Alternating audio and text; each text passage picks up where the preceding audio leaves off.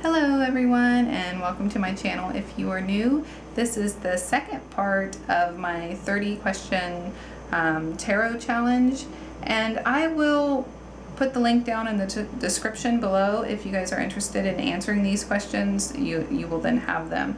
So this is second part, so I will be doing questions 11 through 20, and yeah, I'm just going to go ahead and start. Hopefully my kids will be quiet because I am inside the house. Okay, number 11. What spread do you use most often or prefer, and why? The spread that I use most often would probably just be a monthly spread, a 4-card monthly spread where there's 4 cards for each week. And that is because I do the general readings every month for all 12 zodiac signs, so I'm using it a lot. I do change it up every now and again, but that is usually my go-to spread that I use, and it seems to be effective, and that's why I keep using it. As of prefer, there's not really one general spread that I prefer. A lot of the times, though, I do like to just lay 5 cards down and read the cards like a story. Especially if I don't know a whole lot about a situation, or if, like I get a question and I know nothing about this person or their situation, I like to read the cards like a story. Number 12. Have you ever created your own spread? If so, how effective is it? I have created my own spread. And it was pretty effective, just as effective as any other spread, I would say. But I do prefer, I don't know, I have a handful of set spreads that I prefer, and I usually just use them. I don't get too out there or creative. And again, it depends on the question and the situation and what I need the spread for. 13. Is there a card that continuously stumps you when it is drawn? And why do you believe this to be so? Not really anymore. I know that when I was starting to learn tarot, the court cards stumped me a lot. And I think it's because, they're talking about people, not so much situations. But as you learn tarot and you grow and evolve in it, you start to correlate the court cards with certain people in your life or certain types of people. And, that really helps. 14.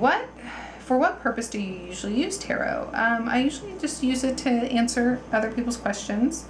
Sometimes if I feel lost or not really sure which decision to make or which path to take next, I will use it for myself. But yeah, it's just usually to answer other people's questions. And, just feel more connected to God and spirituality, to the universe around me, because I do believe that tarot is a tool for those things to speak through. 15. How much emphasis do you put on the textbook meanings for cards, and how much stress do you place on the feeling you get from the cards through their artwork or symbolism, etc.? I do go by their textbook meanings. I might get a little creative with it. I might use different adjectives and things like that, but I pretty much like to stay in the parameters of their textbook meanings. Now, as for feelings, I do get feelings occasionally, and they don't happen all the time. So when I do get these feelings, I do like to speak them and make sure I get them out there, because since they don't happen all the time, I feel like they're pretty significant and they need to be heard.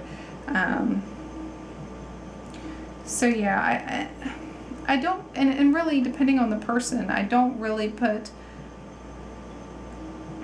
because I'm kind of skeptical of so-called psychics out there. A lot of people say they're psychic and really they're just a fruitcake. So I've ran into those.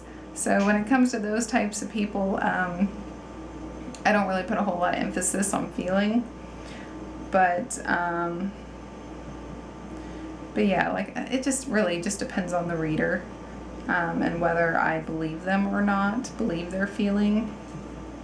16, do you use the major arcana without the minor arcana or vice versa?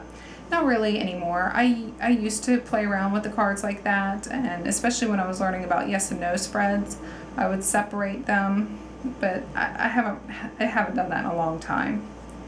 17, do you do readings using reversals? Why or why not? Yes, I do. And that's just because my cards allow me. If you know a little bit about different types of tarot decks, not every tarot deck will allow you to do reversals, but I do think that my personal opinion is if the deck allows you to do the reversals, then they're meant to be used. So I do use reversals. 18, do you feel a connection to your cards? Most definitely. Not every set of cards will speak to me. I get very particular and very picky, especially when I go to buy new tarot decks, or I only buy what really speaks to me.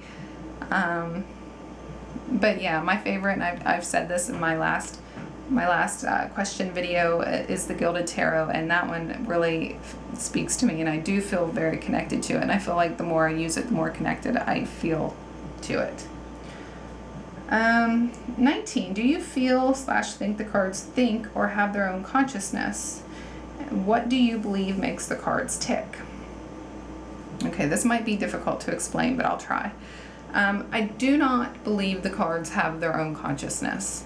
The cards are just an object. I believe they're a tool they're a tool that can connect or kind of transfer the energy or the consciousness of God or the universe. It's kind of like that. It's kind of like the way luck works. The mechanism that controls luck or fate, destiny, that type of thing is the mechanism that the cards are working with, and they're a tool that can transmit that energy or those messages. I hope that made sense. Okay, last question. Do you read for yourself and or for others? Why or why not? Yes, I do read for others. So if you want a tarot reading, I will put my website down in the description box below, and you can visit that and get a tarot reading. I do read for the people that I know in real life if they want a tarot reading. I do read for myself, and I would love to have a friend or another tarot reader in the area that would read for me. And I do know people that do read tarot, but honestly, I'm kind of picky. So yeah, I would really like to find somebody who could bring something to the table that I can't bring to myself, and have something a little bit different. So yeah, I haven't found that yet for myself, so I do read for myself. I don't read for myself very often. It's generally a very serious situation for myself that I bring out the cards. But yeah, I do get on YouTube and I look at other general readings. I do find those to be helpful sometimes when I just need a little guidance and I want to hear someone other than myself speak. So that is all of the questions for today. There will be another follow-up video. There will be a part 3. And yeah, I hope you guys enjoyed that, and I will talk to you later. Bye-bye.